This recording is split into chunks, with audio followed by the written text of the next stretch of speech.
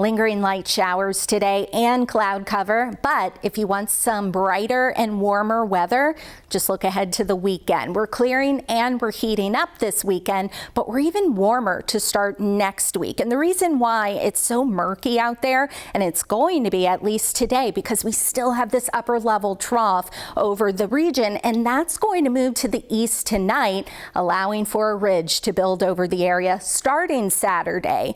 Sunday and Monday, that's when it's really going to build and amplify over the region before it starts to weaken Tuesday and Wednesday and moves more to the east. That opens the door for a couple of disturbances, maybe to clip the area. Beyond Wednesday, the forecast is a little iffy because we have to see just how close these disturbances do get to western Washington. But for now, keeping rain chances out of the forecast for Wednesday, maybe bringing us a couple of more clouds in place and temperatures a little cooler, but nothing like today. We'll be in the 60s today. Any shower activity, at least falling, accumulating rain, will likely be closer to the north coast and Vancouver Island, whereas the rest of us, sprinkles. And you can see around Washington, we have those high clouds, mid-level and low clouds in place, just bringing it, again, some murky conditions. It's going to stay that way, but once again, don't worry, we are going to have brighter skies, and you can see the clouds just blanketing Seattle. High temperatures, our average high is about 73 degrees, and you see we're well below that. Nothing like last weekend when we had highs in the 50s. But speaking of weekends, going forward into the weekend, we still have low tide. So if you are going to go to Puget Sound or Redondo Beach, you could see this. Low tide is going to start to get a little closer to where it should be over the weekend.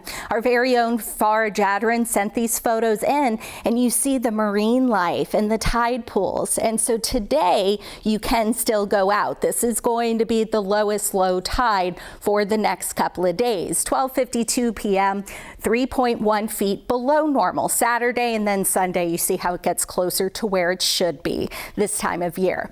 Overnight temperatures are going to dip down to the 50s. We're mostly cloudy, but then we turn the page to Saturday. This is where the forecast gets a little tricky in terms of our high temperatures, because it's all dependent on how quickly these clouds clear, but we're still anticipating the low and mid 70s for Puget Sound. Taking you through the futurecast, you see a little bit of green from about Snohomish County northward all the way up to the Canadian border and closer to the coast, going up to Vancouver Island.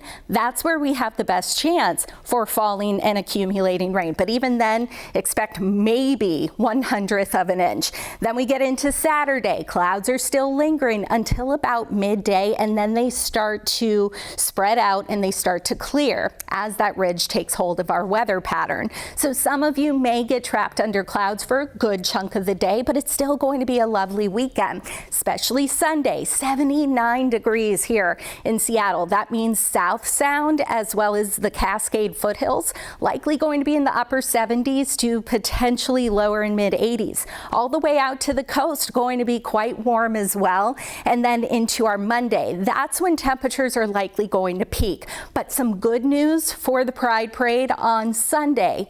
Going to be lovely, sunny 70s and a north breeze, so something to look forward to. Stay cool, stay hydrated, and don't forget that sunblock if you're headed out.